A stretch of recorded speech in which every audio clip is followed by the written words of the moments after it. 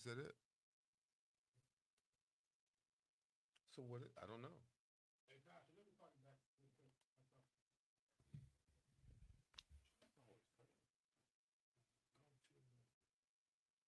It's everything except the way. Push everything up. Oh, push that other green one. Oh, not no, the other two up all the way up to right here. Yeah. There you go. But I'm talking to the mic. Testing 1 2 3. Testing 1 2 3. Go back to your settings. Go to the settings. The audio.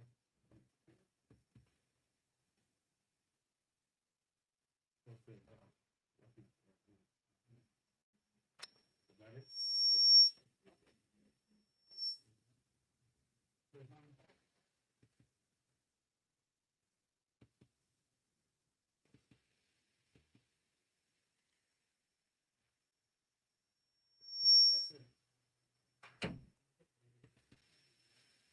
Is that it?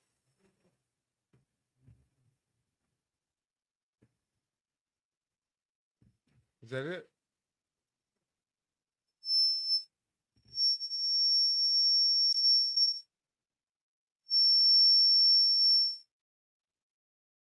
Is that it? Can you hear now? We've had some audio visual problems here. So, Curtis, can you hear it now?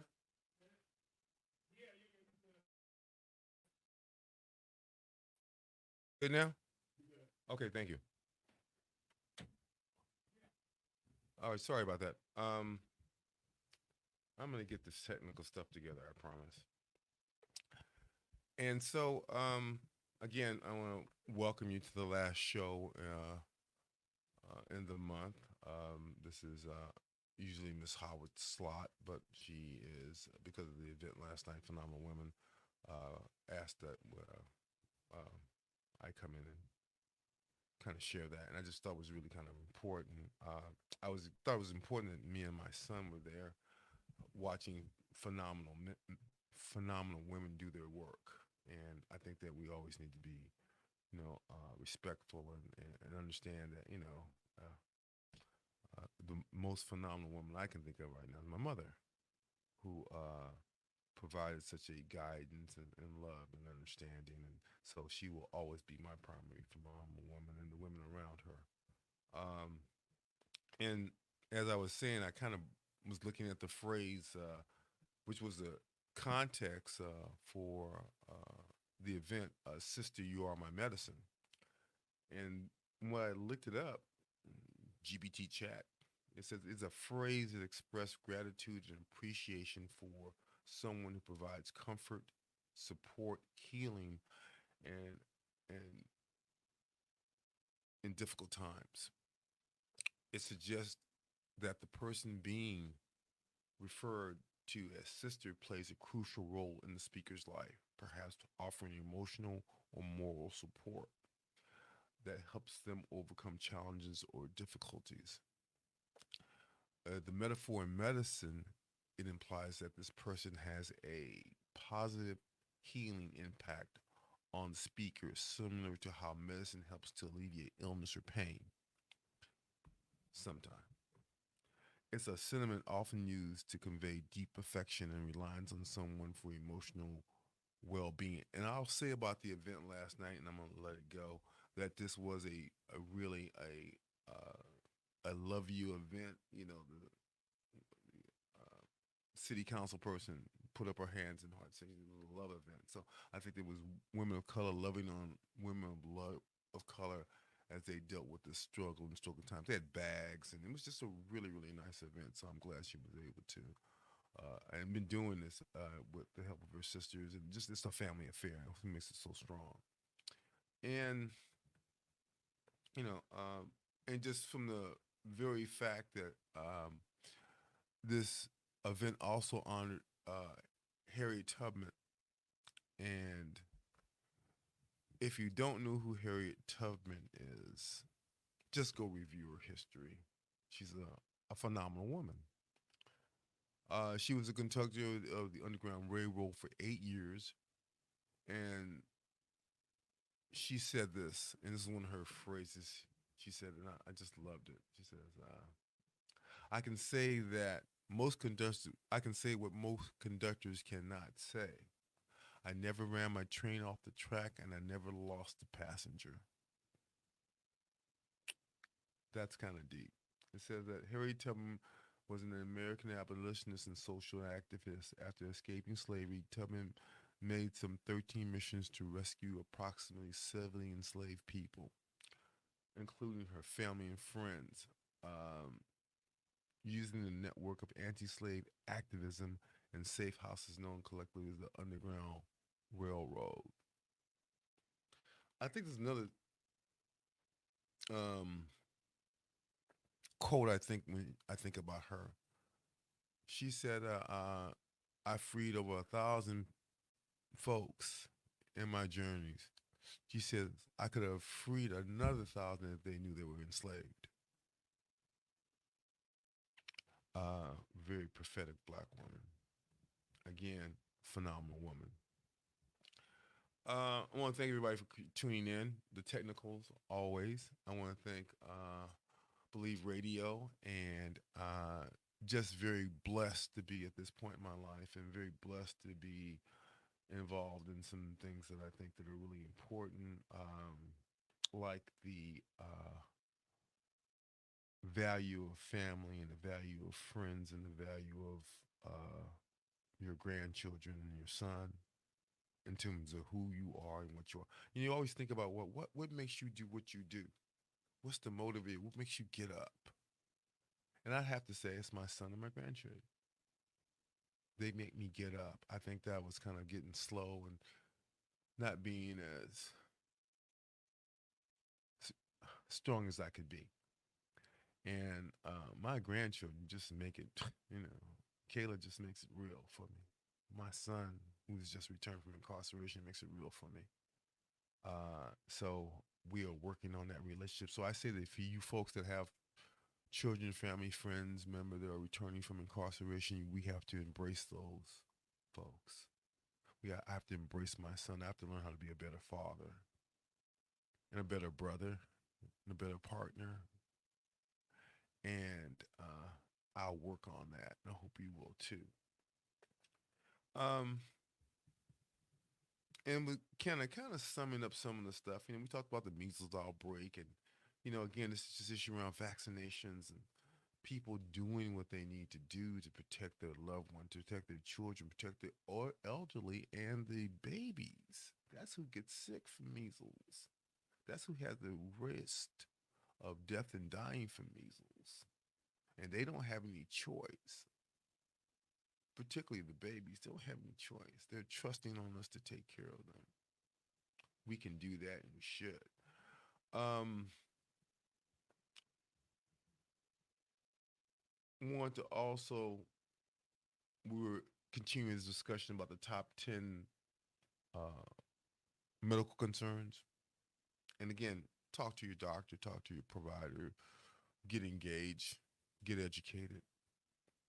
And one of the things that came up, we talked about physical activity. But the other thing that came up is food quality. There's about 10 things. And within food quality, you have to make the connection with obesity. We are what we eat. And I'm slowly coming to the understanding that, with these new models being produced, one really particularly interesting is one on inflammation. One of the core roots of our medical concerns is inflammation and how to stop that inflammation through food.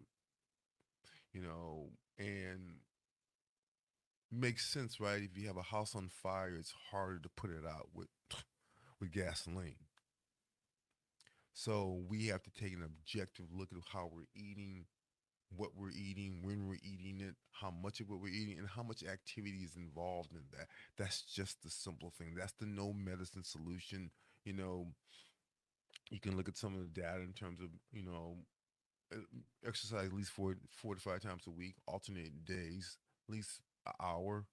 You know, swimming, bicycling, walking. We have to move as a society. We have to move as a group of people, and particularly um, black men and men of color have to help black women move. That's our job, to keep the women that we love and care about and keep them moving, have them eating better. You know, again, whether you like the plant based diet or not, we didn't start eating meat till about eight 8,000 years ago. Domestication of the animal. Um, that's when we started eating meat. Up until that time, we were probably plant based, and our body shows it. So also, again, gets me to this discussion again about um, keeping us active, keeping us uh, moving. Um, that's really, really what we have to be doing. Um, it's amazing how many things change us and change what we're doing. So we have to be kind of cognizant of that. And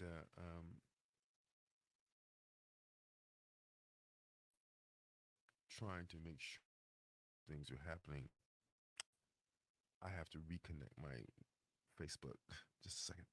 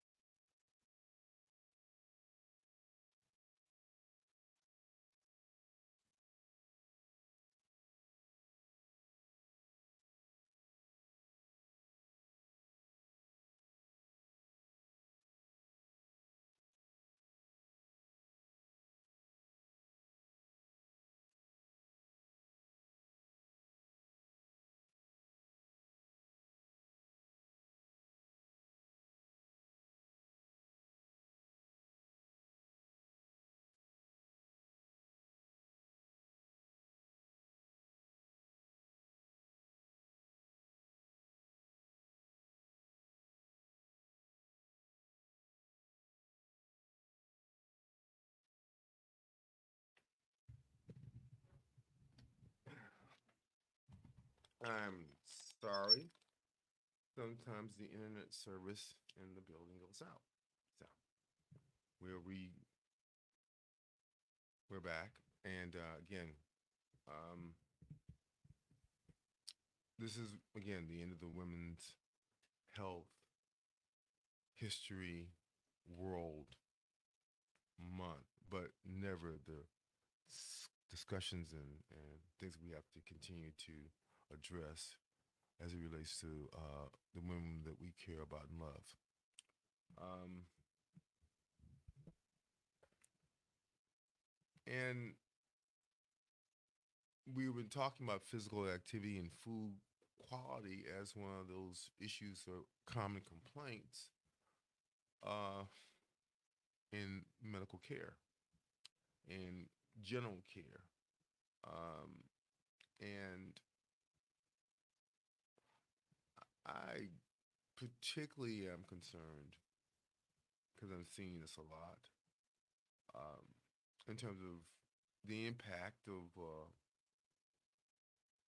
for both sexes.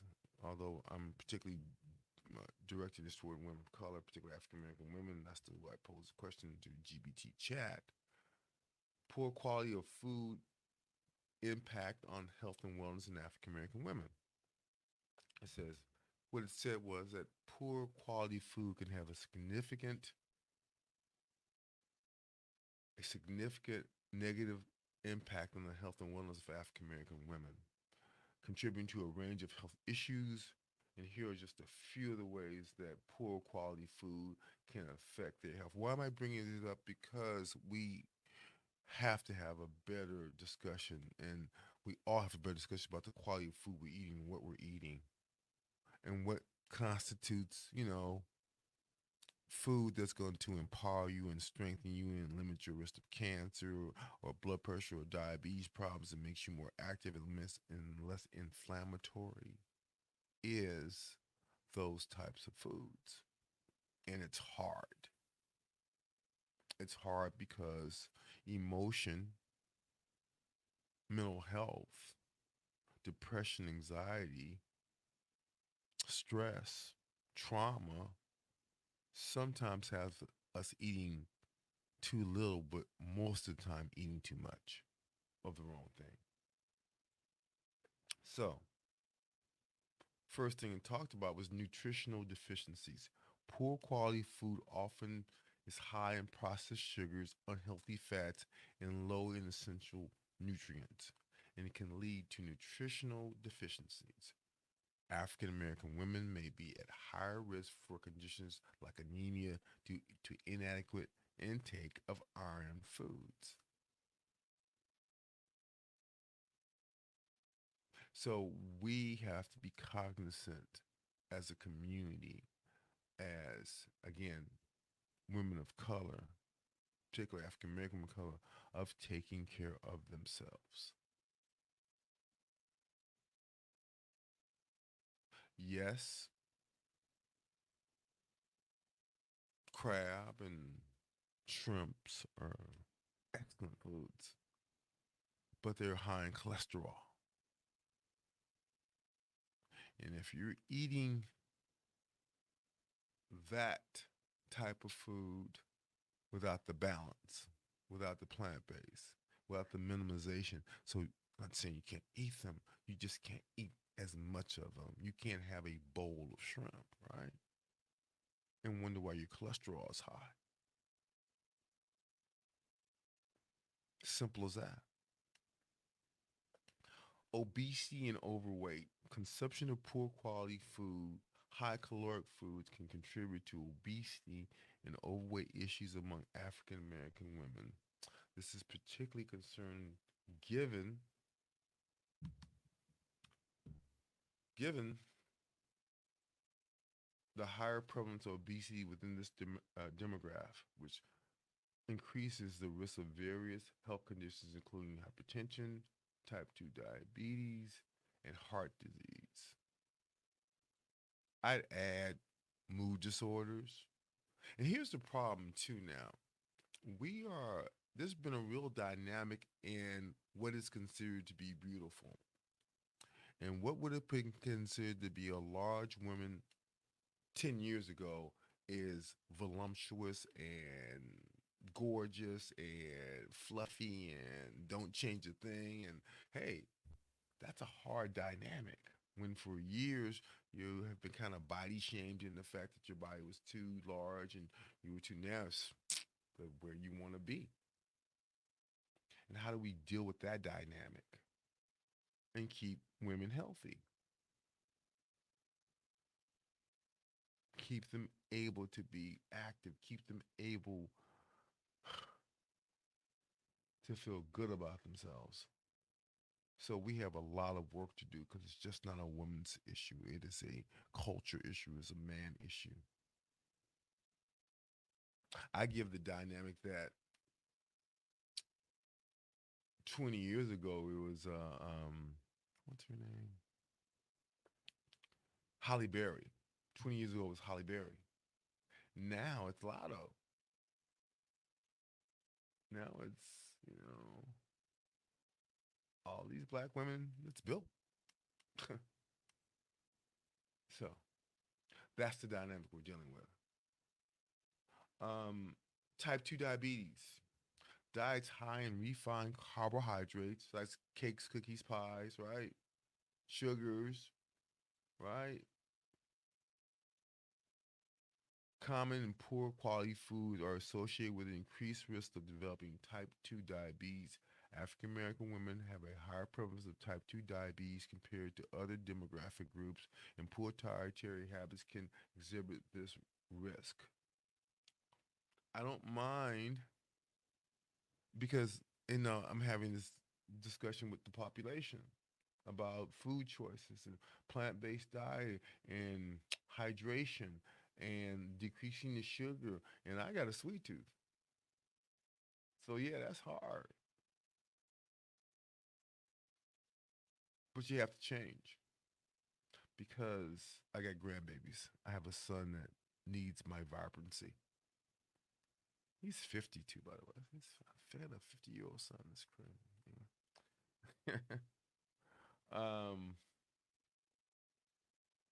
So, and what we're talking about with these things, because I like this top 10, it is what we have to address from on a global standpoint because these things are designed to kill us. And I have nothing against fast food restaurants, but what I have a issue is that in certain communities, fast food restaurants border the junior high schools. Right while you're passing to go to school, there's a McDonald's or a Jack in the Box right there.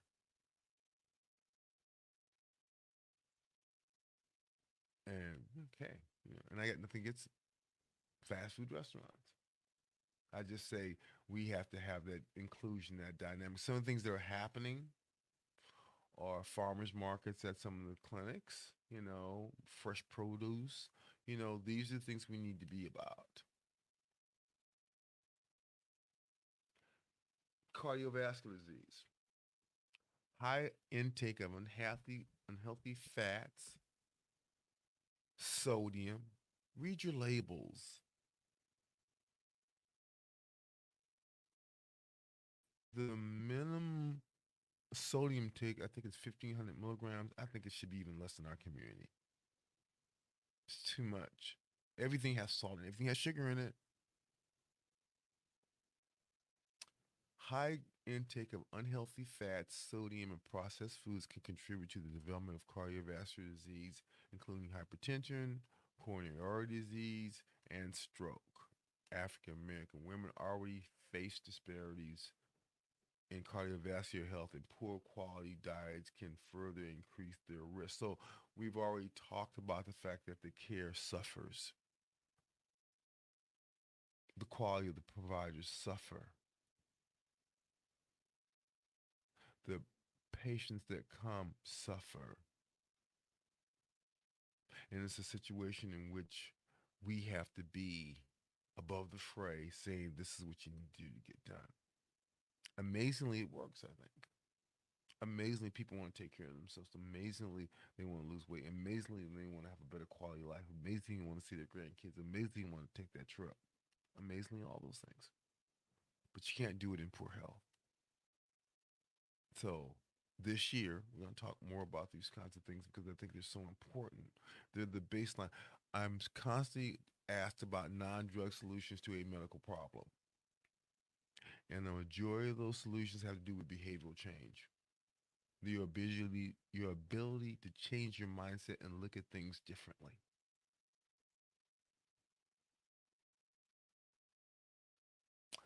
I want to thank Believe Radio 24 Hour. Curtis is Curtis' birthday today.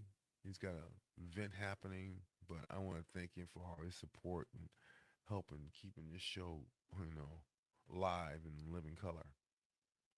And he's been a real great patron and a real great person to be shoulder to shoulder with as we try to provide information and access to a community that definitely needs it. One of the other things with poor quality diets is gastrointestinal issues, and I know that for a fact. Poor quality food lacking in dietary fiber can contribute to gastrointestinal issues such as constipation, diverticulosis, and colorectal cancer. African American women may experience these issues at a higher rate if their diets are low in fiber, rich fruits, vegetables, and whole grains. I would put a little caveat on the high sugar content of a number of the fruits. You have to watch that. Although it's quote unquote natural sugar, it's still sugar. You have to process it. Think about what you have to process and gets back to this concept of inflammation and trauma to the vessels and to the whole cardiovascular, the whole system because it's on fire.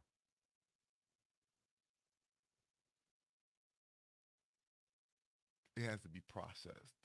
Nothing that you consume stays in your system. It has to be processed and even and then stored as fat if nothing can do with it. So that's why the need to improve the food quality because it was the primary one of the primary concerns around communities as they have complaints. And again, if you have poor quality food, you're more likely to have weight issues and all the things we just mentioned. Nutritional deficiencies, obesity and overweight, type 2 diabetes, cardiovascular disease, GI issues, and not surprisingly, mental health. Poor quality diets have been linked to poor mental health outcomes, including depression and anxiety. African American women facing socioeconomic stressors may be particularly vulnerable to the negative mental health impacts of poor nutrition. I don't want to eat. I want to eat too much. This is what I like to eat. This tastes good. This don't taste good.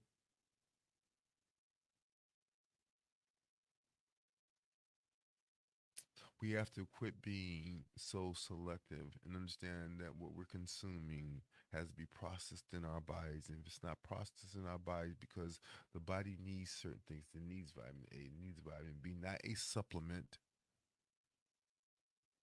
See, the issue with supplements is that we didn't eat that way.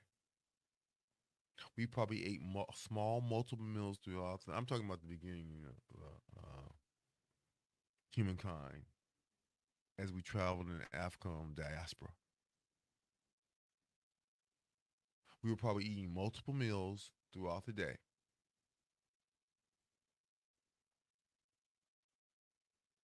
And those meals had to sustain us because as night fell, we were more at risk in that twilight for predators. Predators were always a concern with us, so we could not sit and eat. The modern meal with someone saying eat, that took place later, far, far later. Far, far later. It had to. Why? Because we didn't have tools. There was no communication. Who was your enemy? Who wasn't your enemy? They had to have somebody to be the bait. They had to have somebody to find out what this boar steer was and throw it into a hole and then, kill it. That usually was the either the smartest guy or the dumbest guy, depending when you want to jump into a pit with a boar. Anyway, so mental health. So that's what a poor diet propagates. And of course, in communities where there are food items and less access to food, less access to high quality food, we take the brunt of it. The children take the brunt of it because it alters our mental awareness as well as our ability to think. You can't think when you're hungry. You can't create solutions when you're hungry.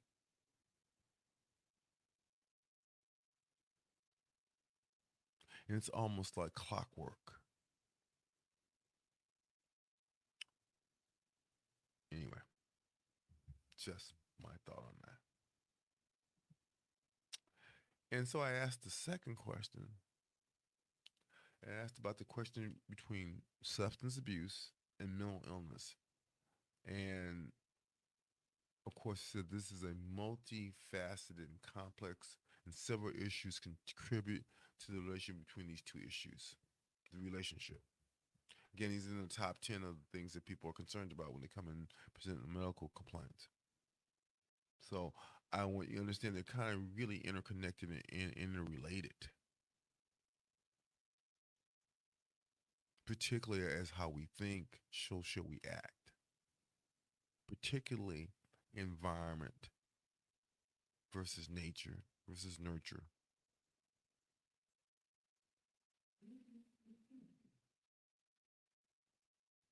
So I asked GPT the question, and they says, well, it says the connection between substance abuse and mental illness is complex and multifaceted. Self-medication. Individuals with mental illness may turn to substances as a alcohol or drugs or a way, as a way to cope with symptoms of their condition. So, what am I asking people to do now is to understand that when people are using drugs to an abusive standpoint, and what I mean by that, it changes the character of their life. They cannot function. They've had run-ins with the law, family breakups, marriage breakups. Children don't want to talk to them because of their substance use. So somehow, in some way, people believe when they're having mental challenges that if they drink themselves enough, or drug themselves enough, or use themselves enough, or sex themselves enough, then they should be fine. So it says the individual with mental illness may turn to substances such as alcohol or drugs as a way to cope with symptoms of their condition. For example, someone experiencing depression may use alcohol to numb emotional pain or anxiety, while someone with untreated PTSD may use drugs to alleviate the distressing symptoms. It's relief, right? And so, again, what I want people to understand is that when you're seeing, in my case, clinically, when I'm seeing a person with hypertension, I used to never think about whether they were depressed or not, or whether they were having anxiety problems or not, or whether they'd been traumatized enough, whether they had acute childhood, adverse childhood experiences. Never thought about that. But if you watch and you watch behavior, you realize it's all interrelated. And if you don't address that trauma, then you can't address the clinical problem, whatever it is. And that is the major question in American medicine at this point. They just wanted to treat things separately, and mental health and sexual health, and that was what are we talking about that? So now there's a awakening and a revaluing and revisiting of these things. So the connection, substance abuse and mental illness, and biological factors. There are biological factors that contribute to both substance abuse and mental illness. Genetics play a role in predisposing individuals to both conditions. So sometimes it's not you, it's your genetics. Like I took a picture with me and my son. I thought our smiles were the same. And he had 50 years graying a little bit. And I'm graying. That's so really kind of weird. God. Biological factors. What makes us up who we are? Genetics play a role in predisposing individuals to both conditions. Additionally, changes in brain chemistry and neurotransmitter function may contribute to the development of both substance use disorders and mental health disorders. So they could be one and the same. I always say you have to treat the mental health issue before you can treat the substance abuse problem. Because the mental health issue is driving the substance abuse problem, not the substance abuse problem driving the mental health issue. It doesn't go that way. The mental health issue is the driver, the behavior is the driver, the trauma is the driver, the adverse experience is the driver, the trauma is the driver. And I think we're coming into a really deep understanding of the chemical nature of substance abuse as well as mental health disorders. And we can not look forward to a pill, but a better understanding of the chemistry. And what would that do? What would that mean? Well, there's this thing called CRISPR, right? And what they do is alter the DNA on the particular of the side of the DNA. They can alter uh, the DNA um, network chemistry, um, co-work, and in some cases, it's able to make changes that provide a better quality of life for folks with sickle cell. And one of the young African American men who was they used the CRISPR to kind of re-engineer his DNA says that he has had an attack of sickle cell crisis in about a year. He had never known that. Uh, Again, environmental factors. So we talked about self-medication, biological factors as it relates to substance abuse and mental illness, environmental factors. Environmental factors such as trauma, stress, and adverse child experiences can increase the risk of both substance abuse and mental illness. These factors can contribute to the development of mental health disorders and may also increase vulnerability to substance use as a coping mechanism. That's why I say it's a mental health issue first, and the things that create that mental health issue. It's a deep dive into psyche,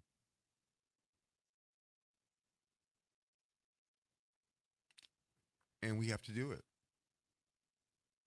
because it has so many implications for the healthcare dollar in terms of substance abuse and mental illness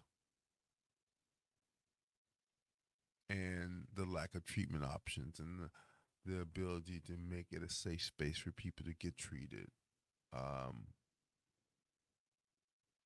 I'm doing some reading.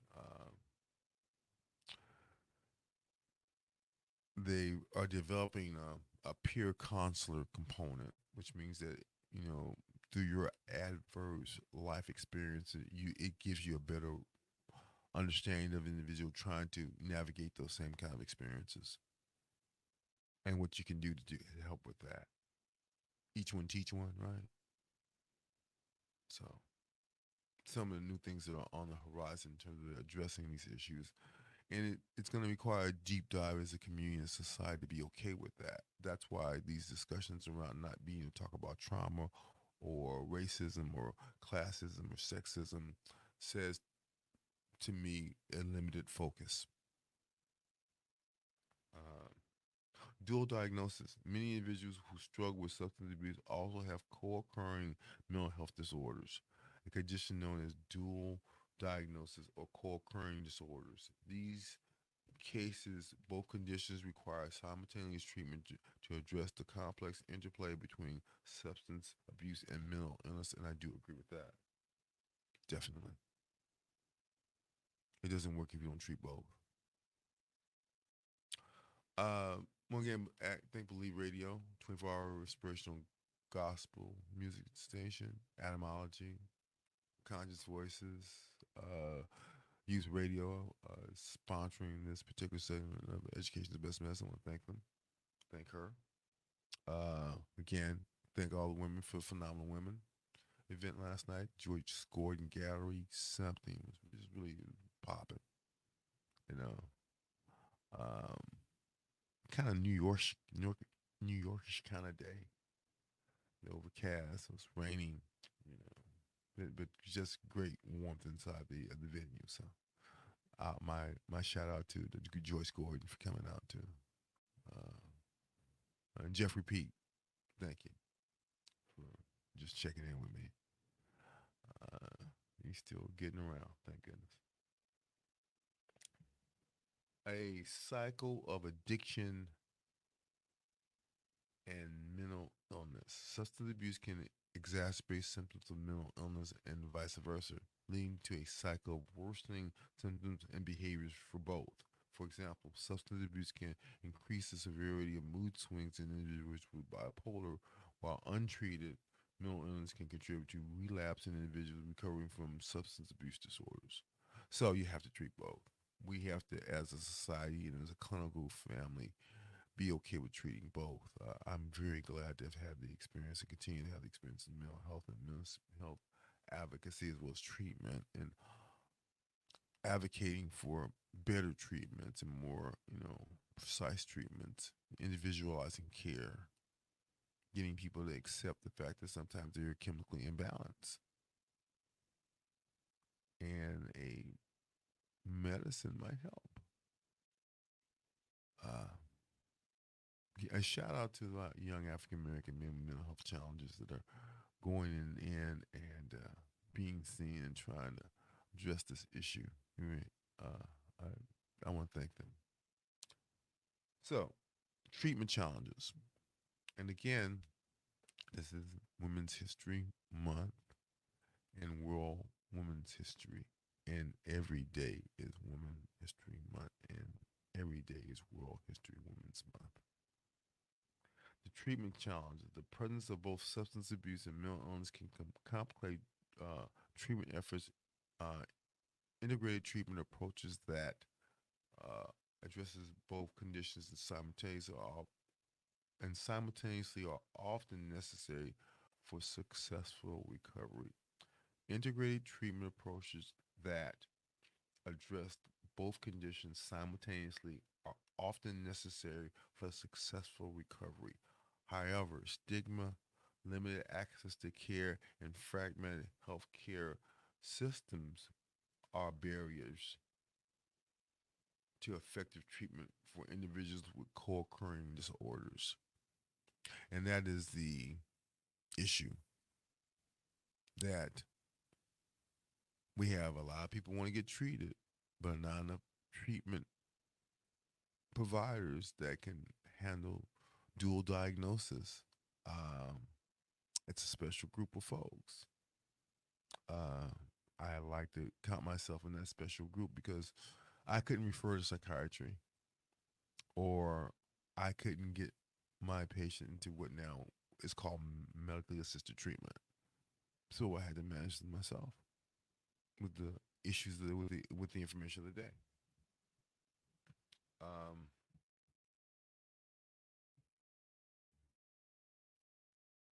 and again, I, we can't underemphasize the issue of adverse childhood experiences, and that's defined as traumatic events that occur during childhood can have long-lasting negative effects on physical health and mental health as well throughout a person's life.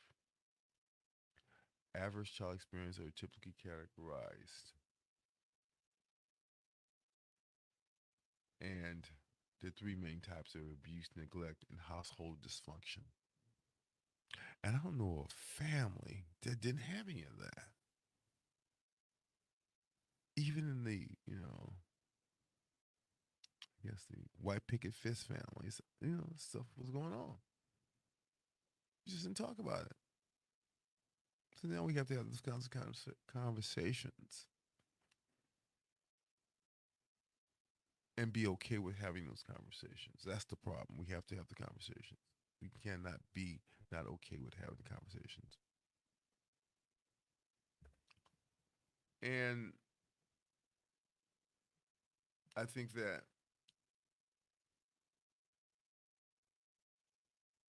this is new discussions around adverse child experiences and trauma kind of bring us to a better understanding of the nucleus, particularly the African American family, and why things went wrong or did go wrong and continue to go wrong, but yet we still thrive.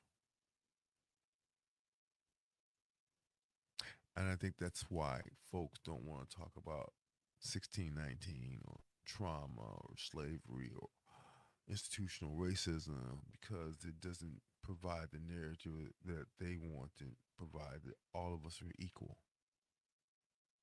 That's what this whole month, Women's History Month has been about. The fact that women have not been provided equality by any stretch of the imagination.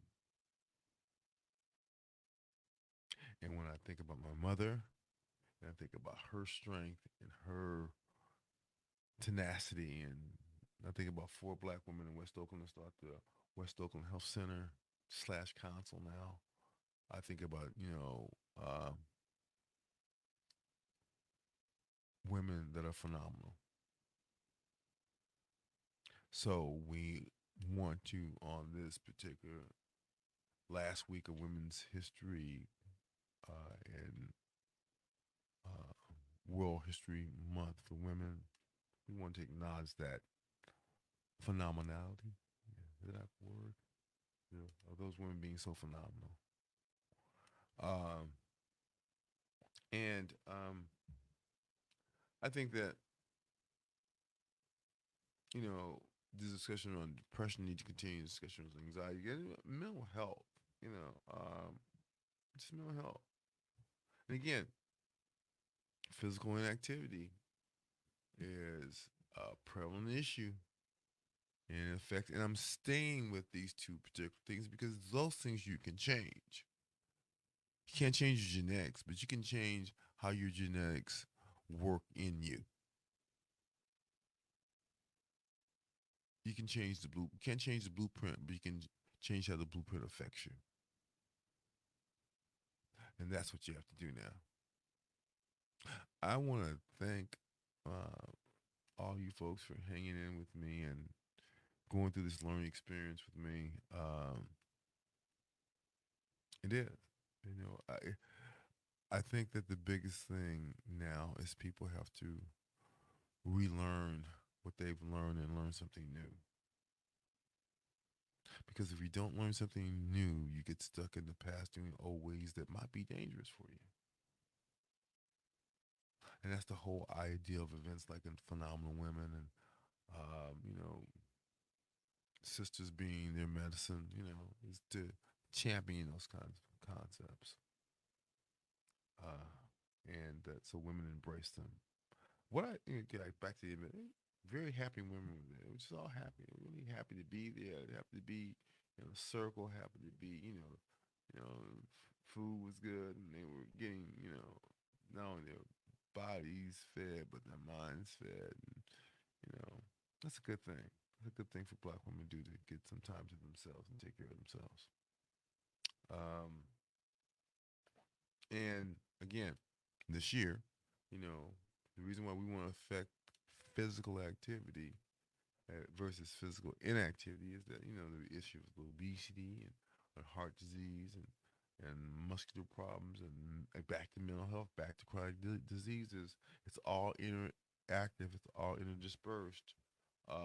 Chronic illnesses, the risk of shortened lifespan with inactivity.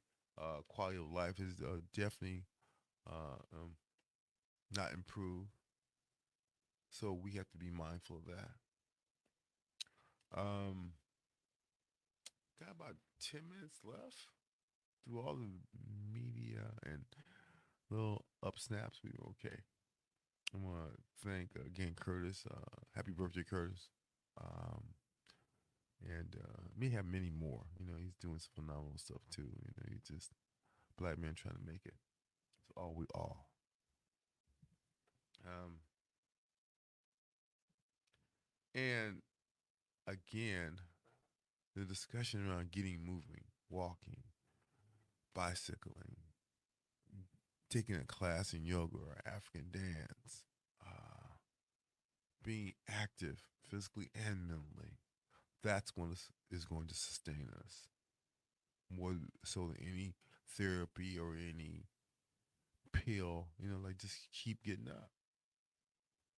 Just keep getting up. Uh, I've been really blessed this week.